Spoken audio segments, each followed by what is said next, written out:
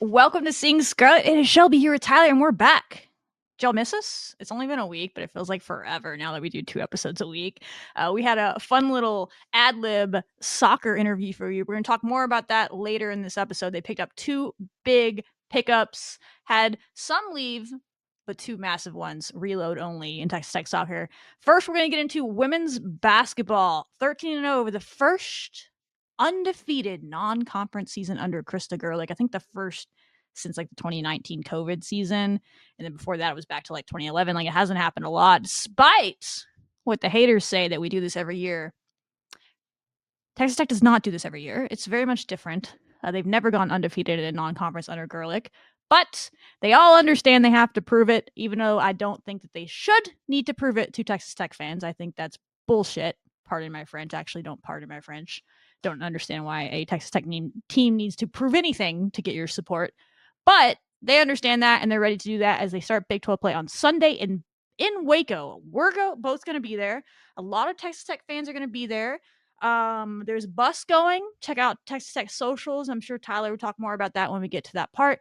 But in case you don't make it there, check out Texas Tech women's basketball social media articles that we put out. You can get on a bus for like $100. Great deal, really. Includes ticket, drive down there both ways, meals both ways. Big stuff. Men's basketball, we'll talk about their game. They're still trying to figure it out, if we're being honest, and now they got to figure it out in a hurry up in New York. I hope everybody that goes to New York enjoys the city, and hopefully the game is good for you as well. They played number 3 Duke. Nothing to lose, right? We'll talk about that, and then, like we said, we'll get into soccer as well. A lot of portal action going in multiple sports on campus. But first, Tyler, women's basketball. We both covered the kids' game that we'll cover last. We have 3 games to cover, so we're about to just jump into highlights and talk. But do you have any thoughts before we do that? They went 3-0 since we've talked to y'all last. Yeah, they went 3-0. I think that when you look at it, it is super impressive that this team finished out non-conference play 13-0. They've been playing great. ACU game, yeah, that game got a little bit closer than what you would have liked, but at the same time, we weren't really playing, as Gerlich will say in her presser, like we weren't playing bad basketball. And I think this team got back on the right track today, defensively and offensively near the end in the fourth quarter, picked it back up. So I think we're sitting in a great spot. And I think that this Baylor game is probably the biggest conference game we've had in a very long time for Lady Raider basketball. I think this game on Sunday is going to tell us a lot about this team, win or lose, but we hope a win. But I think that this is a high stakes game, and I'm very excited because I think it'll shake some things up in the Big 12 for sure. Just overall, when people are looking at teams, they're going to be like, oh, Texas Tech, put them on the map. There's definitely a lot of people watching nationally, which I don't have anything against national people needing Texas Tech to prove it. That was just me about Texas Tech fans. I just don't understand the concept of their Red Raiders. Like, shouldn't that be enough? We had no issues supporting the football team every year when they had never even made it to the Big 12 championship before, and giving them a chance every year. Like, I don't understand why there's that hesitancy with women's basketball, but to each their own.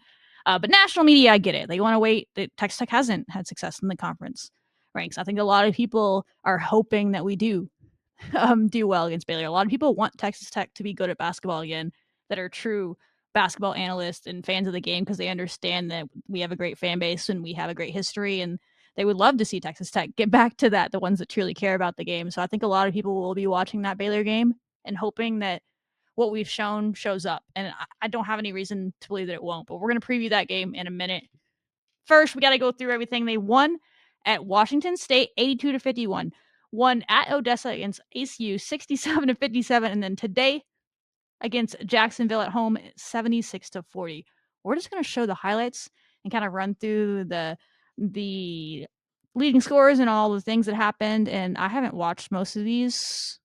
It feels like 14 weeks ago since the Washington game. Literally. So it's going to be like watching it all over again, but we'll just run through them and talk about what we see in the leading scores. Tyler has stats and stuff. Sarah's had a good little stretch. She definitely had a great game today against Jacksonville, but she had some good moments in both of these games too. Oh, this was the Snow Collins game. That's right. She was perfect, 19 points, 4 steals, and 7 for 7 from the field, and 4 for 4 from the free throw line. And a steal right there. We had 18 steals in this game total, which is the most since like 2012 for the program. And now we have 4. I don't know about now, but after that game, we had 4 players in the top 20 of stills in the Big 12. If they're not still there, they're like hovering. But Hema was leading right there, leading the Big 12 in stills because that's who she is. She's a pest. I thought we just made Washington State look like a horrible basketball team, and I don't think they are. They're still struggling to like win games, but they hung with Stanford, who's only lost 1 game this year. They almost beat BYU, but my gosh, we made them look like one of the worst teams we've played this year. Super unathletic. Ran them out of the gym. Like they just were not athletic enough to hang with us. Adley had a good game too. 13 points, 2 rebounds. She had 3 She really threes was in a like row. our only scorer in the 4th quarter. Yes. Basically, we scored like 11 points and she had 9 of them. She might have 10 of them actually. Who scored the one? Hema shooting like 38% from 3 now. And she had a 9, 5, and 5 and a 4 steal game. So she's just filling that box score up. Yep. She was very close to getting another 5-5-5-5 game that she's done a few times this year. Allowed her to develop and that makes scheduling tough, but this was fun. And Bailey's like, screen for me. Never mind. I'll just shoot it over you anyway. Bye. She was in her bag. Bailey also filled the box score. 19 points, 7 assists, 4 rebounds, 3 steals. For her. She's starting to play really confidently and just takes over when she needs to, which you'll see in the next game. Like, we haven't had like a ton of close games, which is a good thing, right? Because we're just taking care of it. But when teams go on a run, it always seems like Bailey's like, okay, I'll go get a bucket now. No problem. Against ACU, she was like, things are getting a little scary. No worries. I'll take over. I always enjoy watching her play defensively because she is deep 3. That was late in the shot clock, but still, she has the range. This is the Adley goes crazy. The Adley quarter. The 3 threes in a row. That's one of them. I don't know if I'm assuming it shows all of them. I don't know. Here's number 2.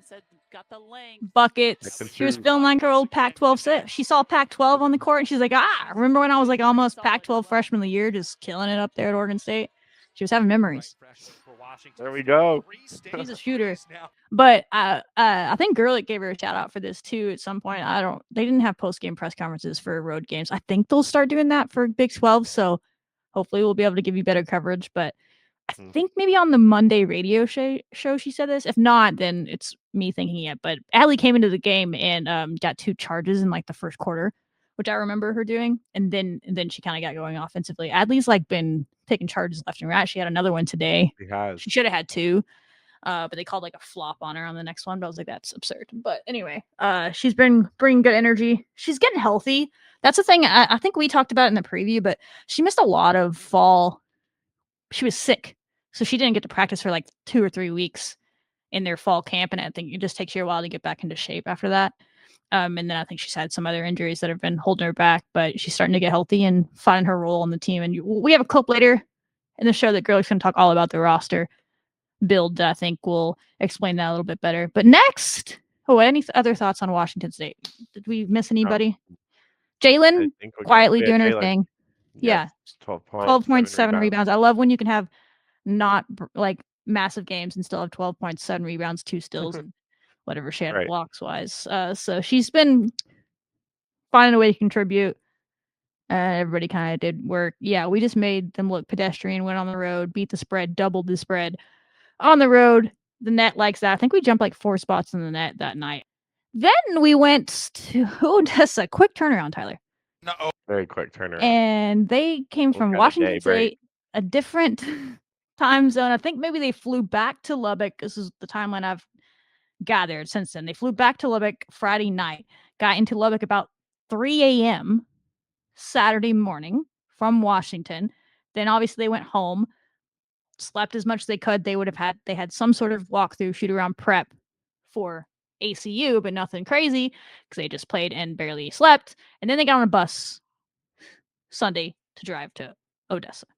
So if they looked exhausted, that's why. ACU was on 8 days rest, conversely. Yes, and it kind of looked that way. So we got off to a decent start in this. At one point, we had like an 11-1 lead, and there was like a 4-point swing where we stole the ball. I doubt it's in the highlights. That's why I'm explaining it, because it doesn't put misses in there. Snider steals the ball when we're up like 11-1. And instead of driving it in to take a a layup or at least try. She takes one of those mid-range shots, which she's usually pretty good at. But at this moment, she misses it. They go down in transition and score. And so it could have been 13-1. Instead, it was 11-3. I know that seems like a small thing, but in Big 12 play, those things matter. But nitpicking at this point. But otherwise, we did start well, and then they just started calling every freaking foul in the universe of. Sarah was back home. Sarah got it started. Back home in her old gym where she played JUCO. Denae was solid again in this. He had a really good stat line. He did. 10 points. One of her 3 3 rebounds, blocks. 3 steals, 3 blocks, 1 assist, no turnovers. 0 turnovers. I know Gerlich loves that. 40 is a big number, regardless of who you've been playing. Collins in the middle of the floor just wants to take her. What a pass. Snoda had 7 assists, a career high in this game. She was dropping dimes. That's not a thing Snoda's done for us. But she was, I mean, everywhere. She had 4 to Malone. That one's to Jalen. She was doing stuff. Block.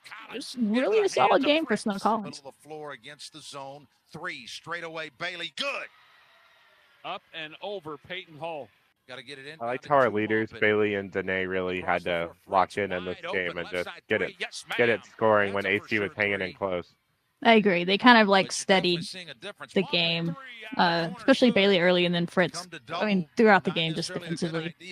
They're just so calm out there. Like, they're dogs and they will fight you if it comes to it, but they're also just like, they don't get too high or low.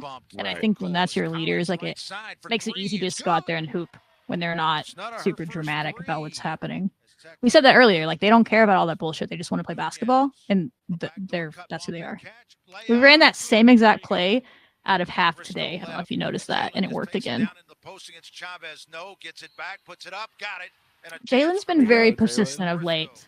She misses it, she just gets it back. She's doing that volleyball tip to herself stuff. I love it. I need to know if Jalen played volleyball in another life.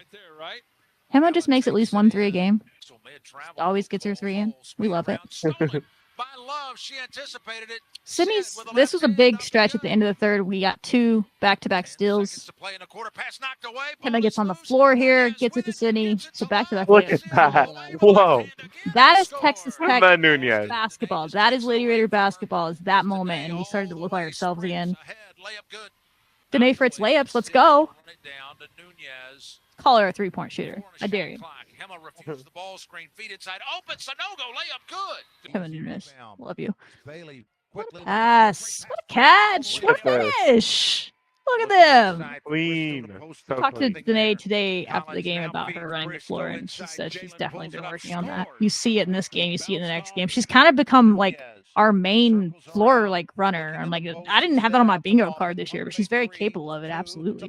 That was a big shot. Like, every time ACU tried to get close, it felt like Bailey was like, no worries, or Denae would make a shot, or they would combine for a play like you saw, or Jada had some big moments as well. Malone in this steadying moment, she was really, really good inside. I think she was the Lady Raider dominator. Perfect from the field. So back-to-back games where you had someone perfect from the field, which ironically you almost did again in this. So I do love that they're giving the I feel like they're like giving the dominator to whoever was the most efficient. So they're very much rewarding, analytics and net things the net likes. So I'm here for that. But I think you easily could have given the dominator to Denae Fritz in this as well. But yeah, Jada Malone absolutely deserved it too. 14 points. What was she, like 5 of 5 from the field or something with free throws? Didn't miss. Steady game. ACU, we knew would give them a fight. I said in our preview, I thought they were the best team we'd played since Mississippi State. I think they showed that. I think they're similar in that. I would say they're similar to New Mexico, and we blew New Mexico out, but I still think New Mexico is a solid team. We just really were great. We couldn't miss that day. So we made them look worse than they are. But yeah, I think ACU would beat Washington State personally. Hull, great player. She could play if she wanted to. Now, she could dominate and go leave a legacy at ACU. So I hope if she wants to stay, she stays. But she's a great player. She had like 28 points against us. Something like that. Most of them probably at the free throw line, if I was guessing. Oh, God. The free throw discrepancy in this game. 35-7, y'all. Yeah. Some of that was on us. But I said this to someone the other day. I was like, well, they were running a zone. So, like, yeah, we're not going to have as many free throws because we're not, that's just how basketball works. But I was like, it should have been like 20-10, not 35-7. Like they were just calling touch fouls. But I will say they were calling them from the start of the game to the end of the game. So we should have adjusted a little bit quicker than we did.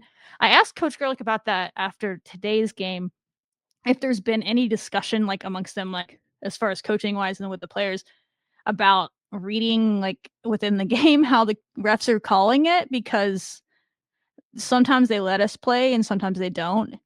And I think I said on Twitter, like, I felt like this crew wasn't giving them the hot stove touch, which is supposed to be allowed this year, and we've been really taking advantage of that.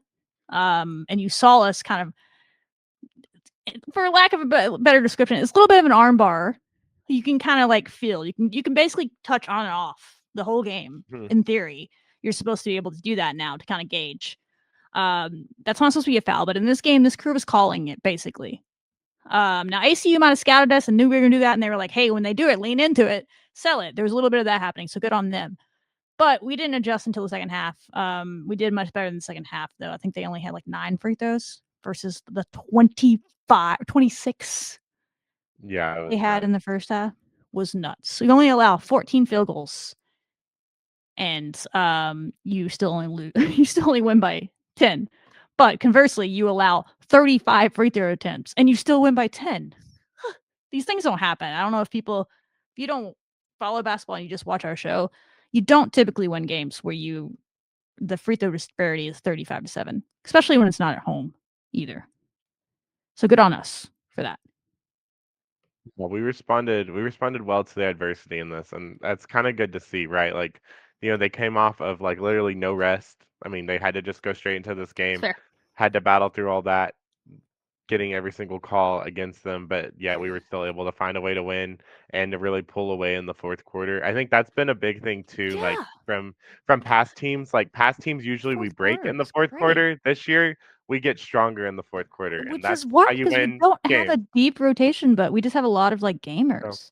Snowdo's great in the fourth quarter. Moppin. Fritz was great in the fourth quarter today. Yeah, like it's like I mean, that's also a product of good coaching, and then players that can take coaching is there's some sort of adjustment happening between quarters, and they're taking that coaching and they're applying it. But it's also the players. I mean, they have to go out there and do it. So yeah, I don't know what that is, but I think it's a good sign for conference play that if you just keep yourself into the fight, into the fourth quarter, you've proven. I mean, that was Mississippi State. You just stayed in it and then you took over, right? I think Mississippi State's like the most comparable athlete team you're going to have played to when we get into Baylor. So yeah, it's a good point. Got it done. Took over in the fourth quarter, like you said. I'll take it. Could have been a game that you drop if you didn't have good senior leaders, and they got it done. Any other thoughts before we jump into game 3? That's all I got on ACU. Yeah, I know. I'm so ready for the Big 12. Like I'm sure the players feel the same way too. I'm just like, another win, yay! All right, well, they've spoiled us, Tyler. They spoiled us. I know. Jacksonville just happened today, so we might have more thoughts on this one. My brain doesn't work this time of year. It was Kids Day, Tyler. It was a first sellout since 2006. Is that correct? Yes. 15,098 announced attendance today. So yeah, the biggest crowd. And I know some people like it doesn't look that way on there was some like sections of the stands where the people weren't there. What I'll say about that is if you walked into the freaking concourse at any point during the game, there were lines like from the concession stand to the entry door on both sides. Those kids just were living at the concession stand. I don't think half of them watched the game. The concourses were like more packed than the stands because they were just getting snacks because they're children. So I think that was a lot of the empty seats, but it was still pretty packed in there and very loud. I wore headphones the entire game. I didn't care if I looked like an idiot. I was just walking around with headphones. I know. I had my earplugs in. I over the ear headphones. I was like, I don't care if I look like a freaking The people had like the people that have Apple Watches. It was saying like you're in a loud environment. Like please protect your ears. Like and then like we're just looking at the decibels. I mean, I think they got all the way up to like 110, and it maxes out at 114. Absolutely like not. I'm a woodworker in my normal and my non-part-time sports media life. And so I already am allowed too many loud noises all the time, and I have ear protection on all the time. And I'm like, no, I can't damage my ears from children too. So yeah, no, but it was great. I love it. It's a really cool thing. We talked to the players after, and they both kind of said like, yeah, this is what we do it for. Of course, they're our biggest We have fan. the biggest one in the country too, so I think we I might have the believe that. biggest education day in the country. So it's a great opportunity. Is it Rachel Galligan that calls our games, the color commentator for our games? Yes. She also works for the Big 12. She said something like on Twitter that this is the biggest she'd ever seen for sure, and she was there in person. So those are always fun, screeching children, cheering for both teams. So it's kind of like a home game and an away game at the same time. So it's good experience for all atmospheres. In this game, you'll see Sarah Sonogo had her career high 14 points. Denae Fritz has 14 points, almost all of them. 10 of them come in the fourth quarter. She came when you need to. Bailey Maupin crosses into the top 10 all-time scoring. And it's crazy that that's like a sub-note of this game. That's why I love this team. Bailey Maupin is in the top 10 scoring now. One of only 10 players all-time to ever score 1,500 career points. We've had some pretty good players come through this program. She does that early. She had 7 assists, probably too many turnovers, but she had 7 assists, dishing it out, doing what she does. Jalen, again, another steady game. She's going to break out soon, but she had 10 points, 4 rebounds, 3 blocks, still contributing. Hema, another 5 a game. 5 points, 5 rebounds, 5 assists. 5. Yeah, she didn't quite get the 5 steals in this game, but she was contributing. Snoda, 9 points, 5 rebounds. Everybody was scoring. I think everybody but one person that came in the game scored. Even Yuli, I believe is how you pronounce it, Nicolna, had 4 points. Great 2 baskets from her. I don't know if it'll make the highlights, but she was good. Wasn't always pretty as far as like shooting goes, but I thought the offense, I haven't gotten to watch it. This is the first time I've actually seen the highlights, so I'll get to watch these live with y'all. But I haven't watched the TV version, and I wasn't watching from up high because I was taking pictures. So I didn't get the full view of like the movement really this game. But watching from courtside, taking pictures, I thought the offense looked great. Like I thought we were getting really good looks. We just weren't making them from the outside. Yeah, I agree. For so sure. that was encouraging. We were running great offense. So you don't want to get discouraged by it. But they made a good decision at halftime to start driving more. They only missed 1 layup all game. I wrote a whole freaking article about it because that was such an issue last year. Call us Notre Dame or whatever, because we told y'all during the portal that I was like, hey, certainly seems like everybody they're picking up here shoots really high rates at the rim. Maybe that was we were on doing purpose. And you're starting to see the kind of that payoff now in this game, because last year you weren't winning by 40 basically if you only shot 12% from 3. You probably beat Jacksonville, but it was going to be a lot closer than you wanted it to. And this one was kind of close, and then we broke it again in the fourth quarter, outscored them by like 20 or whatever, and really broke this open, but never really didn't control this one from what I remember. It was always at least a double-digit lead for like the whole game, it felt like. Yeah, I felt like that we had controlled the majority of the game. Jacksonville, I mean, yeah, they did have some athletes here and there, but I mean, I think our defense was just able to hold them off, even though the shooting was off. But all for us, especially at the 3-point line, I mean, obviously that'll have to change a little bit. You can't make it in conference play only going like 3 for 24 from the line. But as you proved, we did win by almost 40 points by doing that. So, I mean, we were able to, the adjustments that were made for us to go ahead and start driving more into the paint and really getting a lot of paint points, that's going to be important when we play Baylor. I think that was a good adjustment that we had to make, and it'll get us prepared for later on. But I really liked how Denae really took control in that fourth quarter, because for a while we were like chilling in like the 40s. And we were like, are we even going to like get to even like the 60s or the 70s? And then I was like, are we going to have a chance to get 6-7? I know. we at least passed it. We gave the kids a chance. We did. And I was, we gave them a chance. I don't even know why I doubted it anymore. They always break out in the fourth quarter. It's their thing this year, which I said at the beginning of the year, I was concerned it was going to be an issue because of the depth, but not this team. They just get stronger as the game goes on. They put some work in the offseason, you can tell. Let's show you the highlights, and then we'll talk more about this game. We have quite a few. We have 3 clips from the post game that are very insightful from Coach Gerlich and Denae Fritz. On the drive, nice dish in. A lot of great interior pocket passing in this game from Bailey, from Hema. That was the 3rd straight game where it started our scoring. As she said, she was hard on her. She said, I should do this every game. But she is capable of this, right? If she gets a little too fast, sometimes a little sped up, and she drops the ball out of bounds or whatever sometimes. But when she catches it and stays under control, she's a very good player. That's like a terrible shot for everybody except for Snow Collins. I'm like, Snow. No, literally. She I makes see it her more. do I'm it, like, and I'm what like, a horrible shot. And then I'm like, oh wait, no, it's Snow. She can do that. I'm fine. She makes that. She's a tough shot maker, which you need on a team. You need some tough shot makers in the Big 12, and she's gonna do that. hey, dog. I was sitting right there. She almost broke my foot on that, by the way. It's fine, Emma. Great pass again. A little somewhat no-look pass from Bailey. She was dishing them out early. Left hand, a little strong. Here comes Love. Look at Nunez run the. Oh, what a pass. Sydney Love. Sydney Love was great in the first half.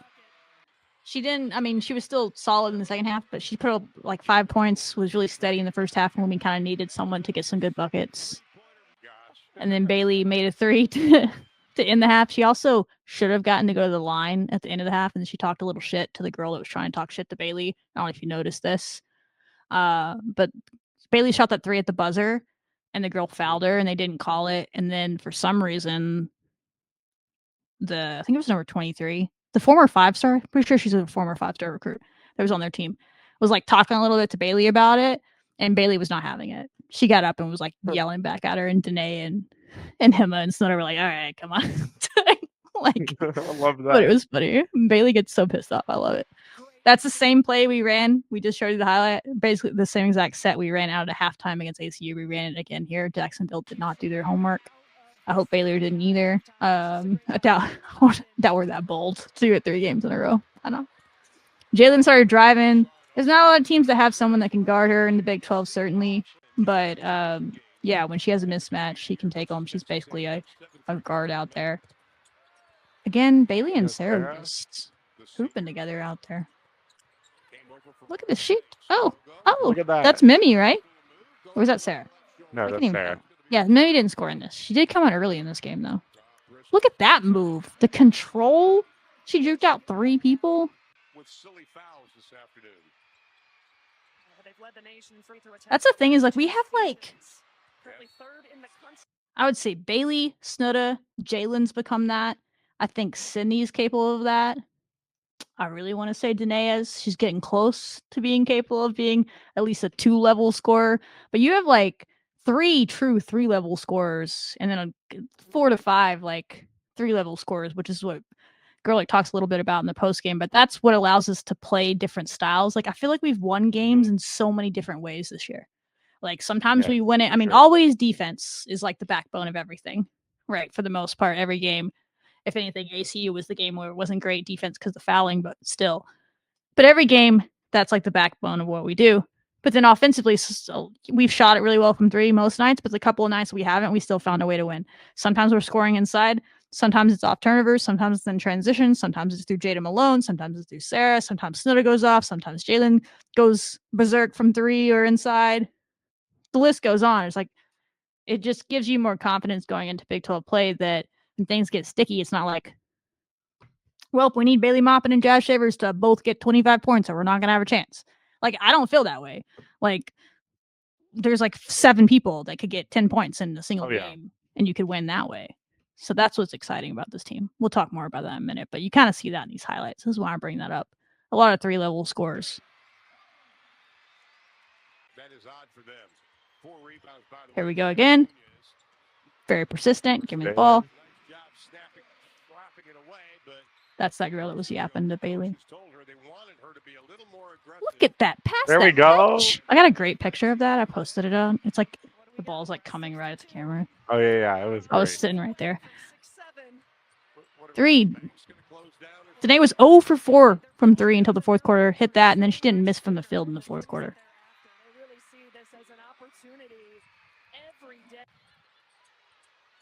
What a pass, Adley. Skip passes, man. Skip passes always lead to something good, whether it's that shot or the next one, because you make the defense move. I just thought I really thought our offense looked really good. I think it was like our 3rd or 4th best offensive game of the year. I put it on Twitter earlier, something like that. Tied for our 3rd best offensive output of the year. you may not think that watching it because we only shot 12% from 3, but offense is a lot more than 3-point shots. People just get hung up on that because that's fun and flashy. And that would have made Right. a score over 100, absolutely, if you do that. But when you only miss one shot at the rim, that's very efficient basketball, and that makes you good. And we're moving the ball well, getting open looks. Good stuff. The only thing I didn't really like about this game was they were beating us in transition quite a bit, but that is what Jacksonville does. They didn't always make their layups, or they might have had closer to 50 in this game if they just made some layups, but we were recovering well, making them hard shots at the rim, and that's the only part of the game for nitpicking. But to hold them to 40 points, their lowest output of the year, the offense has not been Jacksonville's problem. Their defense has been their issue. They've been able to put up points. They had only lost 2 games coming into this, both on the road at Florida and at TCU. So only teams they've lost to are power conference teams. I believe they're picked to win their conference, or they're picked pretty high in the ASUN. So another team that could be in the tournament by the end of the year. They have great athletes. And again, I'm pretty sure a former 4 or 5-star recruit is on their team. I think it's at number 23. Yes. That's really good. She's a former 5-star. She was at Oregon 2 years ago. Yeah. So I don't know really the story how she ended up at Jacksonville, but that happens sometimes.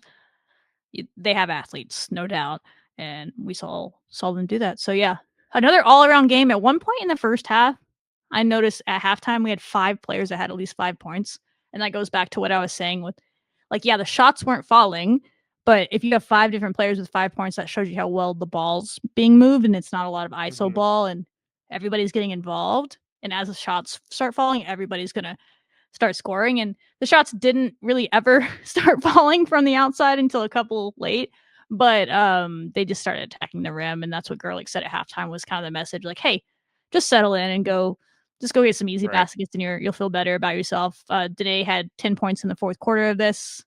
6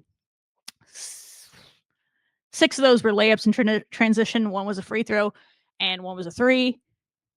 She said after the game that she said, yeah, our shots weren't falling. My shot wasn't falling. Nobody's was.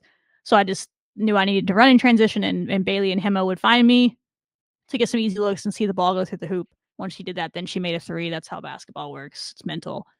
But yeah, I said it earlier, I didn't have Denae Fritz being our transition burner on the bingo card.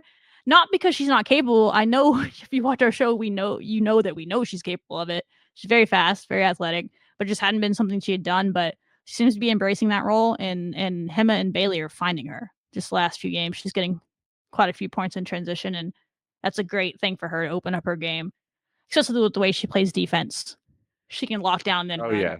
And then they have to respect her, like, running. That's the thing about transition, is if they have to start respecting Denae Fritz running at the rim, be like, oh shit, she's gonna get a layup.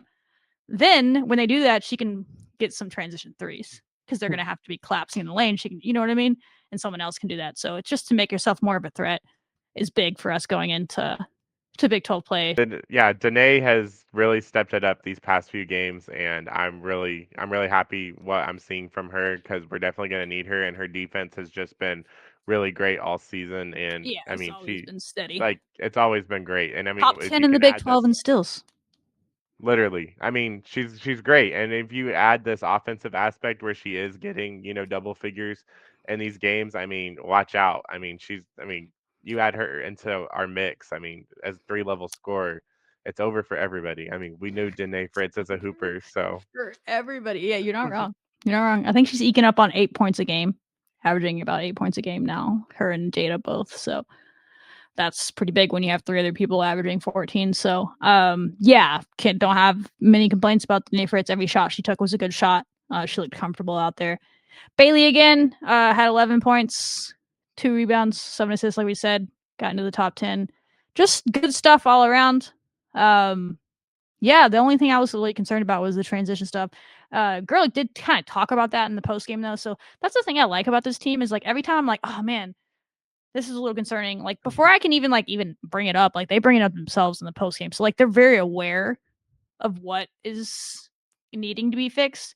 And that's why you've seen them get better, I think. She said in the post game in the third quarter, which is where they're kind of hanging around when we kept trying to push it out, is they were starting to score on the back end of our press. Like we would do a good job on the first level, second level, and then they would get a pass over the top and get an easy layup.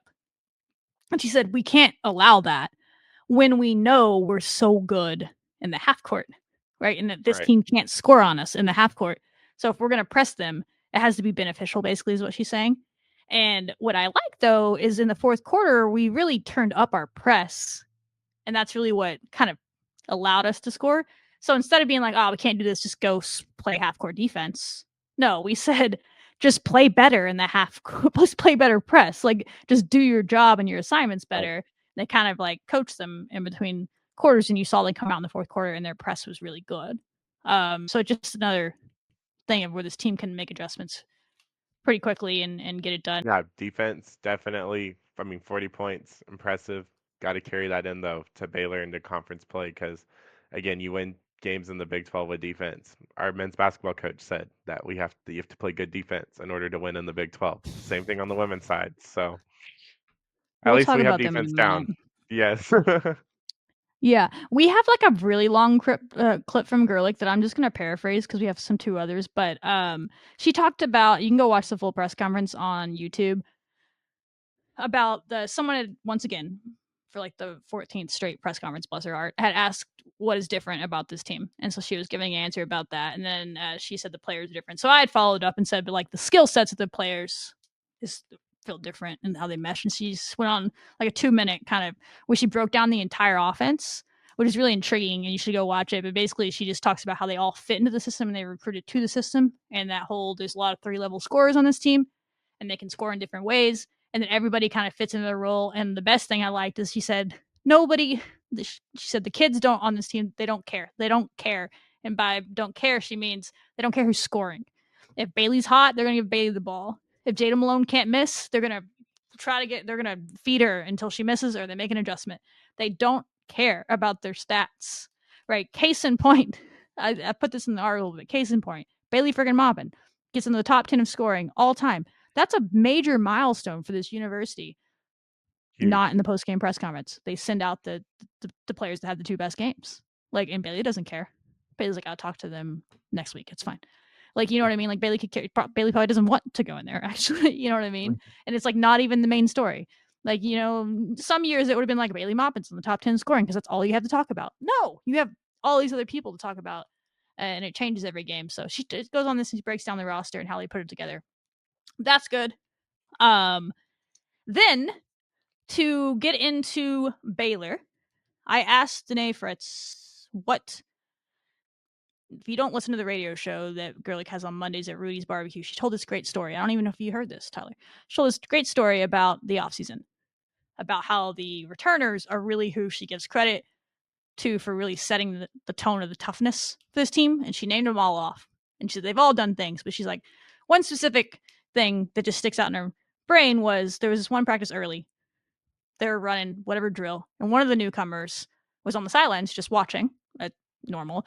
But they weren't just watching, they were watching, and they were kind of just standing like this and watching until their turn. And Denae ran past them and said, uncross your arms. Like, just like a small thing like that. Like, uncross your arms, be attentive, be like engaged in what we're doing here. And she told that story. So I asked Denae, since she was in there, what the standard in her eyes meant. And this is what she answered. So we'll disappear. The thing that we're going to live and die by is just our defensive standard. I mean, just getting after people. I mean, I think that we need to play the exact same no matter who we're playing, non-conference or Big 12, and I think we've been doing that pretty well. And, you know, I just, like I said, like showing up and practicing the same every day, you know, not letting people get lax. But I think everyone holds each other accountable, and it's a very good thing because everyone is able to adjust and hear you and then make changes. So great to hear her say that. And that was asking her kind of the standard that they're going to lean on going into Big 12 play, because that is what's here, Tyler. They go down to Waco on Sunday at 3 p.m. If you don't have your tickets, get them. A lot of Red Raiders are planning to be there. I expect to see a lot of Red. They are ranked number 15, so it would be a top 25 win. They are number 27 in the net. And you look at like Torvik, we're very similar teams. Like when you look at metrics, you take away the brand and all that, like very similar teams, different play styles and how we get there, but defensive teams, both like top 10 or maybe top 12 or 7. What are they up to? 12 or something. And adjusted offenses are both around 40, 50. I think that even the spread has gone down to like 0.5.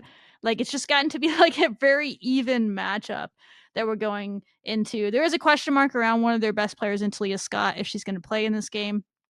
I don't know when we're going to know that, Tyler.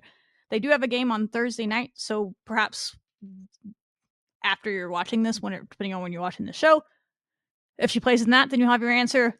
I kind of doubt she does. Even if she is okay, they'll probably save her, but that does kind of make it a little bit hard to know what we're going to get here. I'm being honest, because she's a massive part of their team. They have a lot of good athletes that surround her, but they will play a lot differently if Talia Scott is not playing. And I think we'll see that in their game against Southern, but we haven't seen that with our eyes yet, so we can't really tell you how that's going to look. But if she does play, what I know about them is they're a little different than last year where they played through the post. It's very much ball screen heavy action, and you just have to play really good defense on the perimeter because they're going to try to eat you alive on ball screen actions. And Talia Scott's really good at that. Little Paige Bugs. I really like their point guard, actually. Him is better, obviously.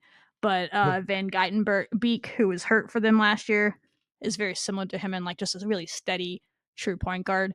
And she kind of sets things up, and she's been getting more confident lately from shooting, coming back from an ACL. So I think she won't be big in our game, but they're going to want her to be big against us. They have a lot of good players, a lot of length. Fauntleroy, Dang.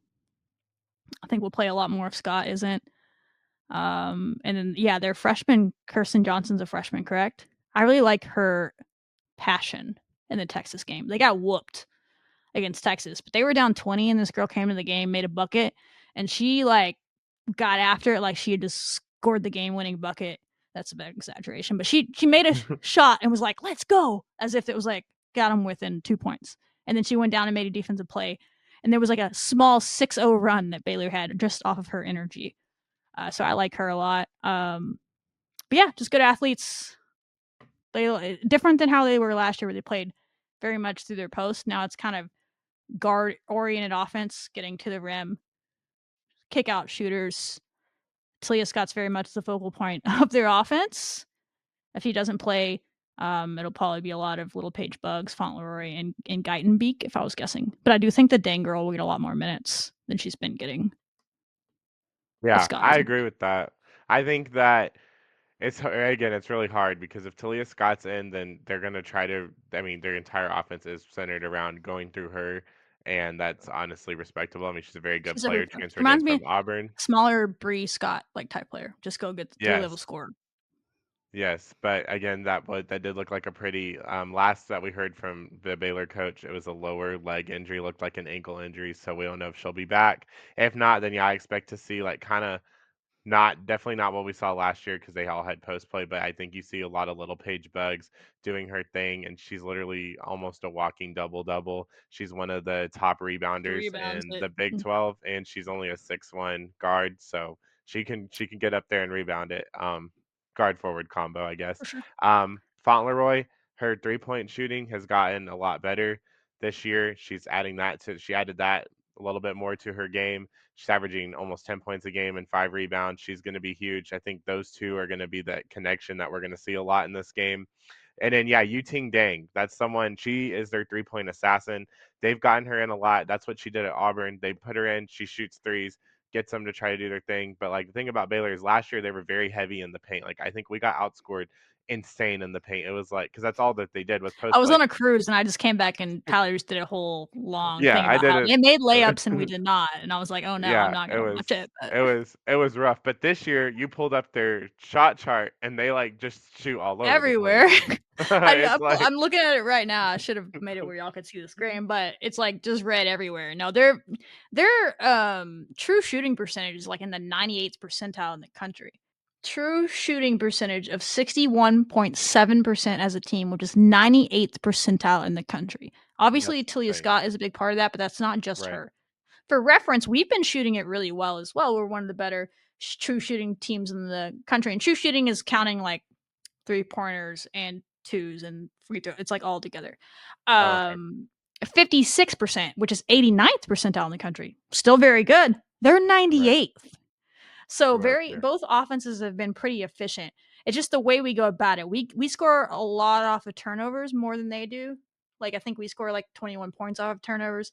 They only score 14 points off of turnovers. They only force about 15 turnovers a game. We force about 21 a game. They don't get a lot of steals. We're one of the better. Obviously, we have 4 players in the top 20 steals in the conference. But we both have really good rated defenses. So it's just the way we're choosing to play defense is different. We're going to be more get after you, try to get steals, and force you into turnovers. They're more about just guarding theirs and trusting that they can guard their people and play good defense, force you into tough shots, and then they just don't let you get offensive rebounds.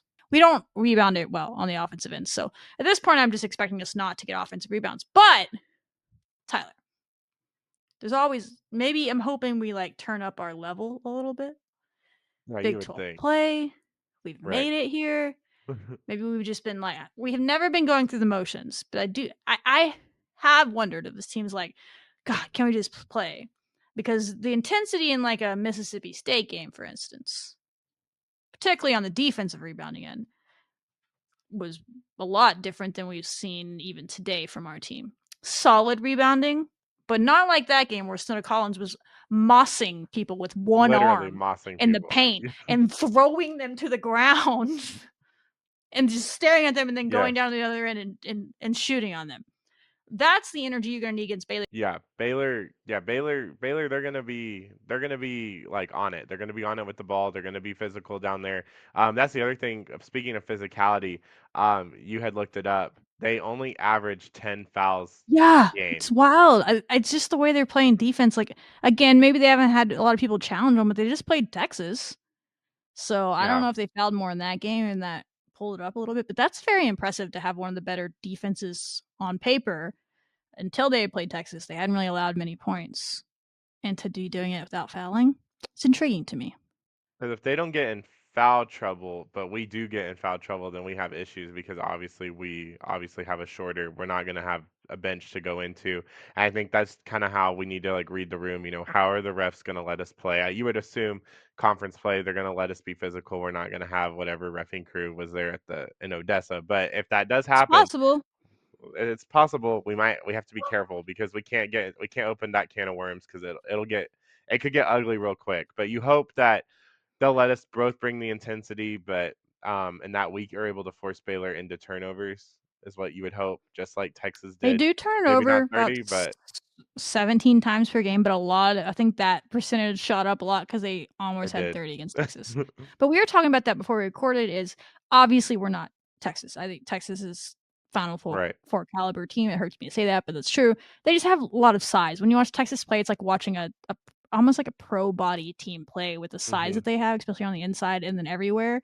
And we don't necessarily have that, but I don't think our press is much different than theirs. Like, Hema is very similar to Rory Harmon on the defensive end, how she's such a good at getting steals and her hands are so good. That's what Hema does. We have really good length on our traps and stuff. So I am hoping that we cause Baylor some fits with the press, and that allows us to get some easy buckets and maybe makes up for the fact that maybe we won't get very many offensive rebounds and perhaps might give up some second chance points to Baylor. But no, because Snowda's going to go all one-handed mossing people like she did against Mississippi State. That's the energy I need for everybody on the team in this game on the defensive rebounding side.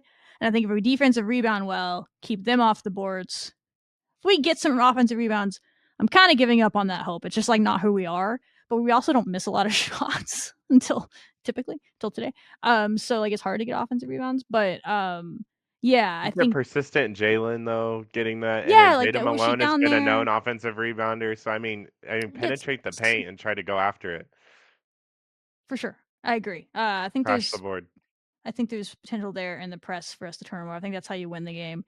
They've had some practice against Texas. I don't know if Southern probably does that. That's a good team they're playing Thursday night that's beaten 2 Big 12 teams. So that'll be another test for them.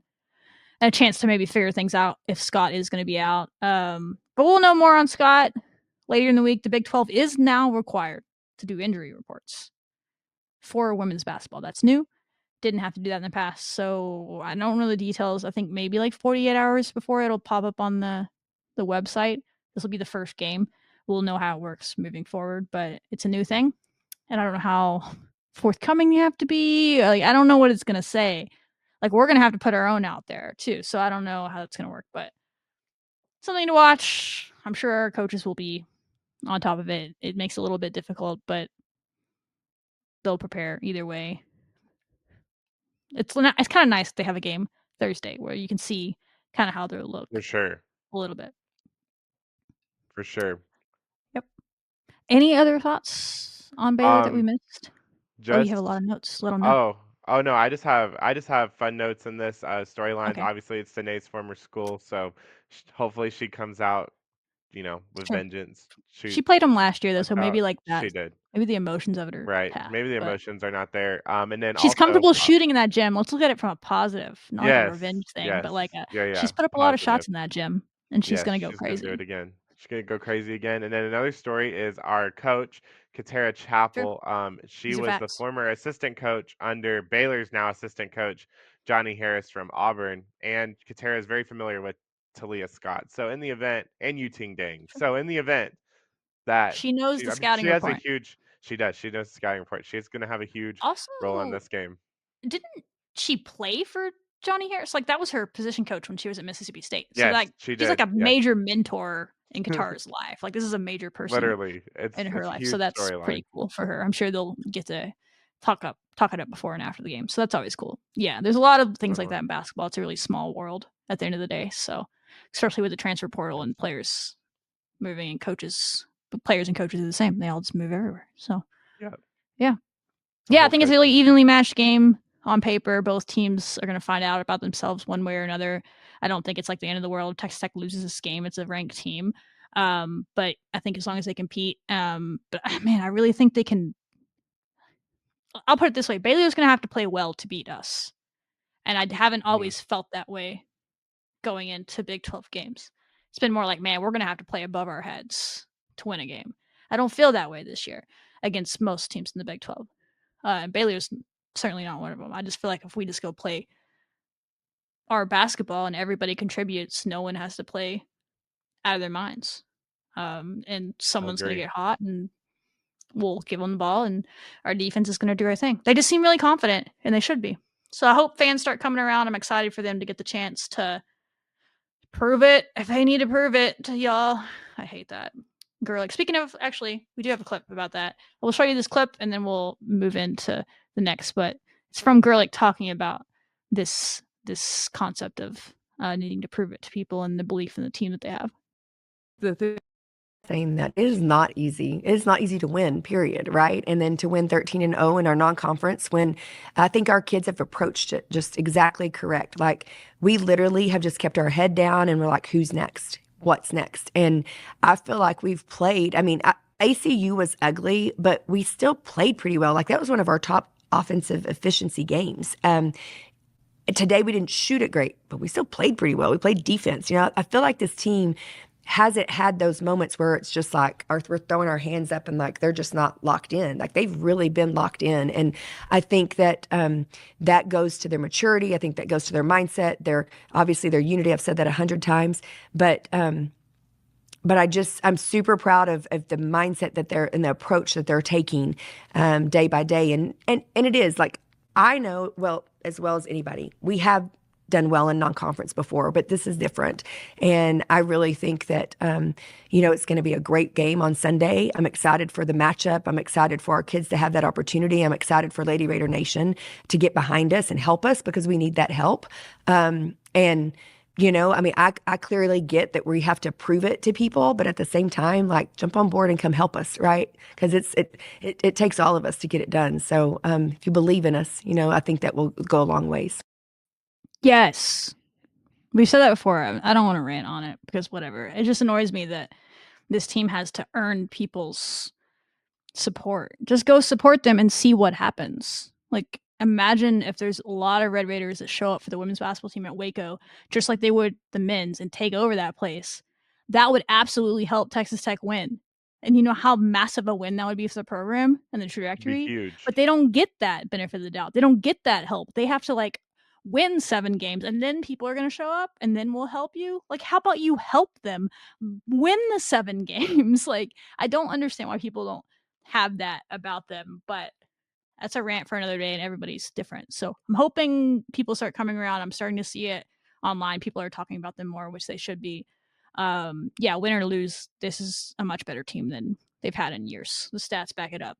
We've said it for weeks on this show, so I'm excited for them more than anything to go prove it, because you can see it in their eyes, like they're ready to go do the damn thing. So I can't wait to watch them do it in person. We'll be there, and maybe we'll do like a after celebratory, like quick hitter for social, and then a recap. I don't know what our show schedule will be for next week, but we'll get you something. It's Christmas week, but we'll keep you posted. At minimum, we'll do some sort of social thing. Exciting stuff. Hoorah. Y'all be there. Be there. There's a lot of people that live in Central Texas area. I expect it's a 7,000 seat arena. We could easily, even if you just got like 1,000 Red Raiders in there. I mean, I'd take 500 to be honest. But if you got 1,000, that's like a home game at that point. How small that place is, they wouldn't know what to do. They're a church crowd. They wouldn't know what to do with all the Raider powers going on. They just would not know how to handle it. So I'm ready to do it. Can't wait. Big win ahead. Then we're all going to celebrate Christmas together and then come back for a home game against UCF on New Year's Eve. We just love playing on holidays around here.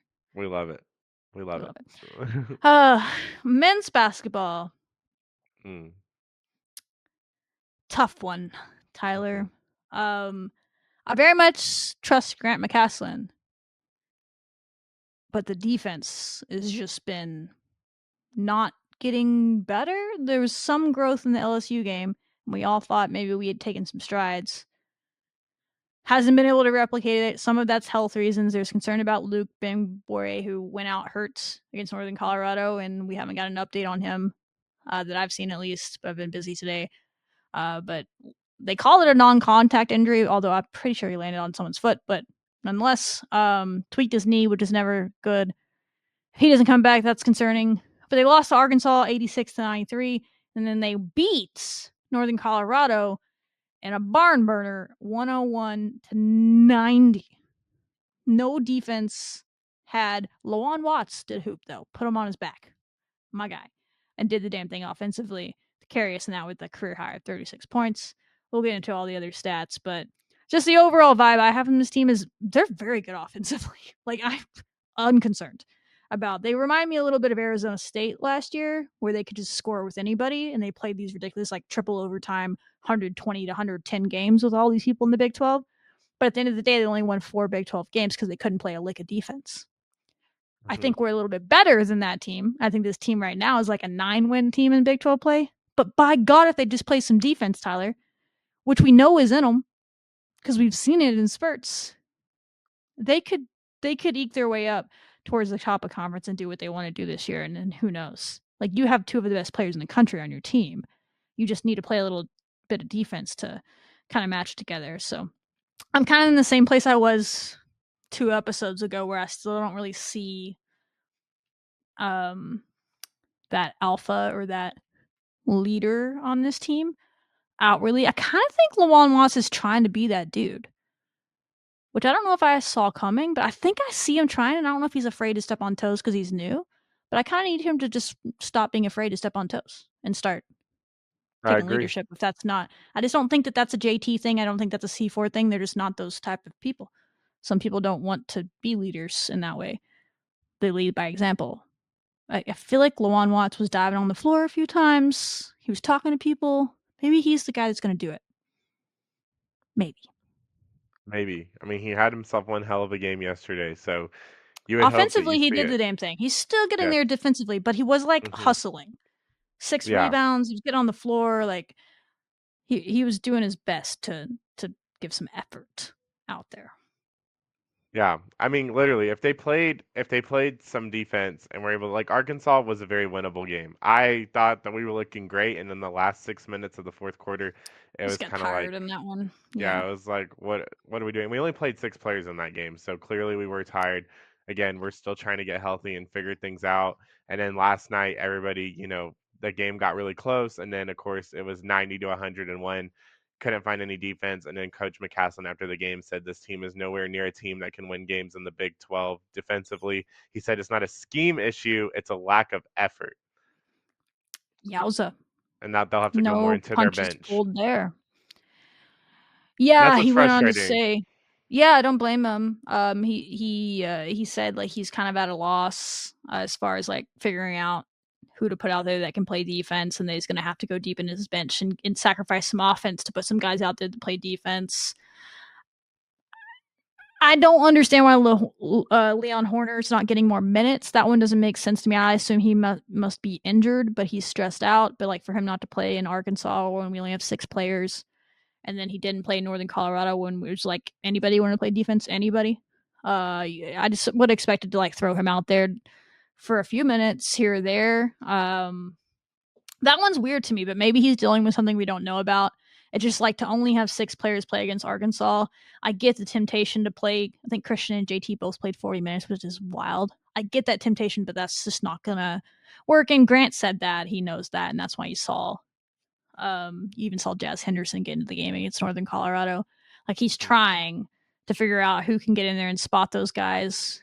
They don't lose things on the offensive end, but I feel like Grant is a defensive guy at heart, and I feel like he wants to get back to that, but he's struggling because his best players on offense aren't defenders by trade. Watts, for instance, is not the best defender in the world. So he's like, so I'm going to take Lawan Watts off the floor for Leon Horner.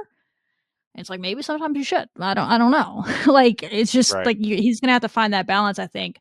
And they have to get healthier. It's not going to matter. But if they can get, a good 7 to 8 man rotation working for Big 12, they don't need to be the best defensive team in the world, but they're ranked like 70 something right now in Torvik. If they can get that into the top 50, and they're going to have one of the best offenses, that could win games.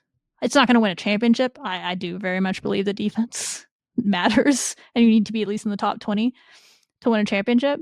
But you could win a couple of big tournament games with a really good offense. Get hot, who knows? But yeah, I haven't lost hope. I am just lost, if that makes sense. I'm a little with Grant on this one. It's like a lot of good talent. Nobody wants to give a shit. Respectfully. That's what it appears. I'm not saying, I guess no one's not the word. I saw a couple of guys that were trying and fighting. But yeah, I don't know. The effort's just not there. It's just a weird watch. Like balls just trickling on the floor and nobody goes to get it. And I'm like, is this the NBA? I don't know if that's the issue. I don't want to call him out for the money thing, but like I just don't see like that toughness factor. It's like I feel like I'm watching an NBA game where that stuff doesn't happen in the NBA either. And they're all kind of just like playing one-on-one basketball and not really playing tough defense because no one wants to get hurt or whatever until the playoffs. And then when the playoff gets here, they all of a sudden start diving into the stands and stuff. Like that's the NBA, right? Like they do none of that for 6 months and then they play. You can't get away with that in college because you have to build a resume to even make the tournament. So like, I don't know. I don't want to say that's what's going on, but it's not just a Texas Tech thing. Like it's kind of an epidemic across basketball right now. Just a lot of aloofness. As someone that loves defense, I don't enjoy watching it personally. I don't really enjoy a 101-90 game. Now, Northern Colorado, I want to give them credit. Great offensive team. But they were missing their leading scorer and they still scored 90 points on us. Like that's unacceptable. And we know that. So like, I'm not trying to be harsh. The players said it after the game. The coach said it. Like they all know this. Like no one's telling, we're not saying anything they don't already know. But it's like, what is the answer to that? We'll find out. It's not easy against number 3, but we'll find out. Yeah, it'll be a huge test on Saturday, but it's like almost like nothing to lose. Yeah, we have nothing to lose. And I mean, our dignity. Yeah, don't let it be a Purdue on national situation. TV in the most hallowed basketball arena in the world. It's fine. I'm gonna stop. Yeah, let's not do that like we did. But like let's play it close. I have faith they're gonna. I think you're gonna see some fight out of this team. I just don't know if they have the bodies right now to truly stay with Duke. But at least in the first 10 minutes, I do expect, and I'll be very disappointed if this is not true, because I genuinely expect to see what we expect to see from this team. Typically under Grant McCasland is a little bit more effort and stuff in those first 10 minutes. If they can sustain that with 6 people, I don't know. But I am interested to see if he gives Leon Horner some more minutes. Even some people call for Nolan Groves. I don't know if we need to go there, but great rebounder though. If we're not going to rebound, throw him out there. Like, could see some interesting lineups, which is what you need to do going into kind of Christmas break before. I don't think they start Big 12 play till after Christmas, or do they have one? I don't think they start it until like after Christmas. Yeah, Like so they they have a lot. They're about to have a break, so this is kind of coming at. Do they play anybody else in New York, or is it just Duke and they come home? I think it's just Duke and then they go home. Interesting. Okay. Yeah. So everyone that's going to that game, have a nice trip. Enjoy New York. I did this 2-3 years ago when they were there for Christmas. Beautiful. Ice skating, all the things. Great venue. Hopefully it's a good game. And that was a turning point for that team, if I remember correctly. We were kind of floundering. I think we might have lost that game, but we played someone really close and you kind of started to see that team play defense again. Some guys figured some things out. Maybe that's what's going to happen for this team. It's very early. Very early. Right. Last year's team was pretty bad defensively this point of the year. I just think this year's team is worse. But that doesn't mean they can't get better. True. I just don't have like a lot of like just to me the lineups need to change. I did a whole analytic thing because that's how my brain works, and I did it on River Sports. And Leon Horner was like the third most impactful player on our team when you look at lineups where he pops up the most. Third most impactful. He plays the 4th least minutes on the team. So I would just like to see him get some more minutes. Now, obviously, when he's gotten into some games, it's been against lesser like bench players, and so some of those numbers could be inflated. But I'd just like to throw him out there and see if he could replicate that against some of the ones of the opposing team. And if he doesn't, well, we learned and we know. But like to me, it's like, let's see what he can do. Maybe for Brian, who's been okay, but not really effective offensively either. So like, why can't you put the better defender out there? I don't know. I'm just spitballing here. I'm not trying to be Grant McCaslin. So something has to change. He knows that though. He said it. He's gonna have to go deep in his bench. So I'm actually interested to see kind of the lineups that get thrown out against Duke and who steps up. It wouldn't shock me if we won, to be honest, just because that's Texas Tech basketball. But I would be pleasantly surprised because Duke is ridiculous. Yeah, they're good. Boozer is like, and Caitlin Clark air when you look at the efficiency charts of men's basketball. You remember when she was playing and she would like the dot on the chart would be like way up in the upper right corner, and then everybody else would be here. Like that's what he is in men's basketball right now. He's just up there by himself doing stupid stuff. So I don't know who's guarding that guy, but maybe that'll fire our guys up. Perhaps. You would hope. Into soccer. We had some transfer portal stuff. Sam Courtwright transferred to Duke. Kind of had heard about this a couple weeks ago that I didn't know the school, but that wasn't something that was going to happen. Wish her the best. It's not my place to have an opinion on a 20-year-old's life decision. And I told Sam directly like that I wish her the best. I don't have to like necessarily agree with her decision to understand that it's her life. You know what I mean? But yeah, Sam's a really good person. That's why it's like these things are awkward because like the competitor in you wants to be like, yeah, F you, you know, but like Sam's just a good person. So I can't really say a bad thing about her from that standpoint. I hope it works out and it's everything she wants it to be. I hate that she's not a Red Raider. And I think that's the disappointing part is I thought she was going to be handed the keys and she didn't want that. And it's like, all right, well, let's go find some people that do want that and believe in where this program can go and what they can do. And they can take it to the next level and go win a championship. And so I don't know if you have anything to say on Sam Courtwright before we move into who we got, if you'd like to speak on the subject, and then we can move on to the additions. But that's kind of where I'm at is wish her the best. I don't have the information to have an opinion on it, but yeah, she'll be good at Duke. I'm sure it's a great program, but Texas Tech soccer will be fine. Like they'll bring other people in. Emma Torres gets to know her name. They'll be all right. Yeah, I agree with that. Don't really want to give the situation any more attention than what it probably wants. But at the end of the day, yeah, I mean, it's Texas Tech soccer will be fine. We went and did our own thing in the portal. We'll be fine ourselves. And Yeah, and also shout out to Nyjah for being the only original Yeah, Tim that's the Mahomes only athlete part of it I don't like. that's So here. So it's just whatever. I'll leave it We at gotta that. be better. But We got to be better about the Mahomes athlete selection. Like it's gotta like Macy Yep. Blackburn should have gotten it, Bailey Maupin should have gotten it, Baron Morton should Mhm. have gotten it long before he got it. So it's just like that's not Sam Courtwright's fault or any of the other ones' fault that they were chosen for that. But we just maybe need to pick better because that's disheartening. Is that should go to someone that truly is a Red Raider for life. Doesn't mean that Sam or anybody else that left doesn't love Texas Tech. I know they do, but they don't Right. they don't love it as much as like Mahomes did or like we do. That's just truth. Mhm. You wouldn't leave, right? Yeah. Because you want to live and die and carry this program to new heights. It's not something she wanted to do, and that's totally fair. She only has 2 years to play left in college. She needs to go do what she wants to. But a Macy Blackburn absolutely could have gone and won a national championship somewhere. She stayed to try to carry Texas Tech as far as she could, right? Those are the people you wish would get that award. Does that make sense? So 2 things can be true. Love Sam, wish her the best, but also like, all right, bet. Welcome these new players that believe that we're going to go win a national championship. I got to talk with Abby Sign, a BYU defender Great that came interview. over, and she truly believes. Go watch the interview back. No BS. The girl's like straight face.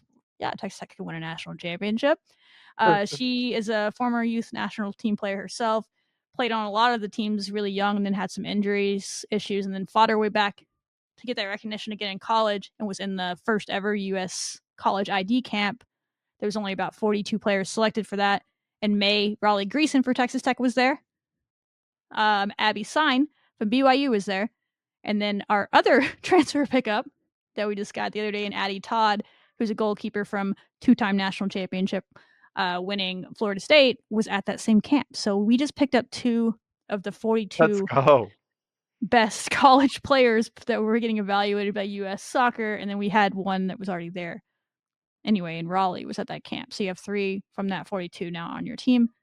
But yeah, Abby, I think she has high upside. She's an outside back defender, loves to play up the flanks, but also, as she says in our interview, she's like, I'll run 70 yards for you, coach, but I really like to eke in there for those 5 to 10 yards in the top of the box and be a playmaker. Sounds very much like a Macy Blackburn, not the same player. Nobody is Macy Blackburn.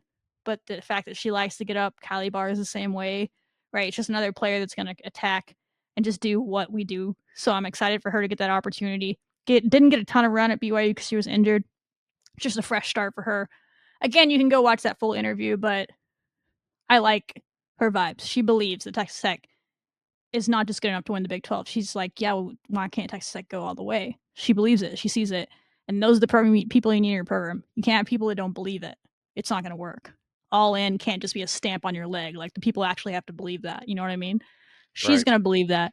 And we haven't talked to Addie Todd yet. But she's a major signing. And from my understanding, Addie Todd, who was a 4-star out of high school, one of the top 1 or 2, 3 goalkeepers coming out of her class, depending on where you look, was almost a Red Raider originally. And the plan was for her to come and redshirt for a year behind one Madison White and then take over after that. She decided to go to, can't blame her, the Florida State, who is just obviously a perennial power, has now won 2 of the last 3 national championships, get experience there instead. And she does end up there. She redshirted her freshman year when they won the national championship, but she was on that team, got experience. She was their full-time starter last season, and they ended up being a 1 seed, I believe, in the tournament. And they got upset in like the Elite 8 or something. So they almost made it to the College Cup again with her in goal. Started out this season as the keeper. Again, went to that ID camp, and it's just Florida State. And so I think she had a couple of games where like they played Notre Dame and Stanford right in a row, and she gave up a couple of goals in each. Like, who doesn't? But it's Florida State, and so they have like another star, and they're like, hey, we're gonna give her a chance for a bit too. And they were like trading time, and then that girl just eventually won the job, and it's like quarterback. Only one gets to play. And so now that girl's a freshman. And so she sees the writing on the wall, duh. So she decides to transfer, and now we get her. And we all know what Blair Quinn does with good talent, much less great talent like this. High pedigree, kind of a similar story to Faith Wynn, except that Addie has like 30 starts under her belt in the ACC and was all ACC tournament team last year. She won the ACC tournament with them. With some PK shutouts. She had 3 saves in a PK shootout with Wake Forest. Very explosive is what Tom Stone said about her. We haven't gotten to hear from Tom Stone on Abby yet. I believe that's being announced on Thursday morning. Her actual signing. She's already committed. That's when we talked to her, but paperwork is a thing. So when they actually announce it, he'll have quotes about her. So we haven't gotten that, but he did put quotes out about Addie and said she's a very explosive goalkeeper that can make explosive saves just like we're used to. And Blair Cohen works magic, and he's going to do that with her. So those fill two major holes. Obviously, Faith Wynn, all Big 12 keeper, is leaving. I had heard that Addie Todd was being talked about, and we had kind of talked about it, and I was like, I really hope this is a true rumor because I'm going to be mad if it's not. But they went and won the national championship, so it just took a while for that to come to fruition. And she is now the keeper. And Abby feels she's going to have to compete for the job because there's other people. They have some really good freshmen coming in. Logan Peng's a really good outside back. Alana Harry, I don't know if she's going to play outside back next year, but she played some for us there. Like, she's going to have to compete for the job. But she's very talented to fill that right side back spot where Macy played, would be my guess. But not a soccer expert. I'm going with that, Tyler. No means am I a soccer expert either, but what I do know is that these are two very, very, very great athletes that are going to be able to take our program to new heights. Super excited about Abby. Again, y'all go watch her interview. She was great. She's I great. love her confidence. I We're mean, just come be a co-host, Abby. Come on the I show. know. I Just you want to talk great. about softball in the spring? Yeah, literally. I'm gonna go watch them play if they do spring soccer. Oh, for sure, we'll because be there. Yeah, because like I'm ready. I'm excited to see it. And like Addie Todd, I mean, what a huge signing, guys. I mean, we're watching a 2-time national champion goalkeeper. I mean, we're about to wow. Like it's just super exciting. Like I'm very excited about these two signings. I mean, we're really trending in the right direction, and we're gonna do some really cool things next season. But these two holes, we filled them perfectly. So it's gonna be great. Texas Tech soccer reloads. I'm never concerned. Like the Courtwright, some other people transferred out, but Courtwright's really the only expected starter next year that transferred out. It happens, but like literally, any other program maybe you're a little concerned, but like soccer, I'm like, they got other people waiting in the wings. And Emma Torres is a future superstar. Y'all just haven't seen her. She plays very similar to that flashy kind of Peyton Parsons, Sam Courtwright attacking mid style. We got to see spurts of that last year, but she was playing behind those two. I mean, I know Tom's excited about her if she can get healthy. She had a little bit of a knee thing at the end of the year. Hopefully that's not a lingering thing, but if she's healthy next year. I mean, he gave her a shout out in the post-game press conference after the UNC loss. After like when I asked him about the future, he's like, "Oh, don't forget about Emma Torres." And I was like, "Would never." So he was already very excited about her. Now she just has a bigger opportunity, and you have Bug coming back from injury, and Caitlin Giametta, and she's been like a forward midfielder hybrid. Maybe she can bump back to that other midfielder spot. And then Raleigh Greason is up there with Z at the top in her second year with Z. And then you have some very talented freshmen. This is one of their better freshman classes in a while, from my understanding. And so a lot of talent, and a lot of them are coming in January. So we'd see them in spring soccer as well. So yeah, as long as they can get healthy, Kylie and all that in the offseason, take care of what they need to. As long as they believe, let it piss you off a little bit. That's what I say. Texas Tech, my thing with soccer, and I don't mean this in I don't want this to come off negative, but I kind of feel like they were missing a little bit of that trademark grit this year in most games. We couldn't quite put our finger on what it was. Like, you had Macy's intensity, you had Kylie's intensity, but it just wasn't overall there. You know, Molly brought it in most games, but it just felt like it wasn't the same. Mm-hmm. Maybe this will bring back their chip a little bit. I don't know. That could just be us as fans, and they're just like, yeah, we don't really care. But Abby seemed pretty spicy, so she's ready to go to work. So I'm gonna see it. We'll see if Addie wants to come on the show. We haven't been doing transfer interviews, but those are kind of fun. So maybe if Addie wants to come on, we'll talk to her. Whoever wants to, but it's holidays, so we'll see. But if she's interested, we'll get her on for sure. Good times. All right, go to Waco, y'all. That's your big sporting event. Football is off. We'll be back next week. I guess we have to do a show next week because football plays in the college football playoffs. So we'll be back at some point next week to preview, because they can't win without us, and we would hate to be the reason they lose to Oregon.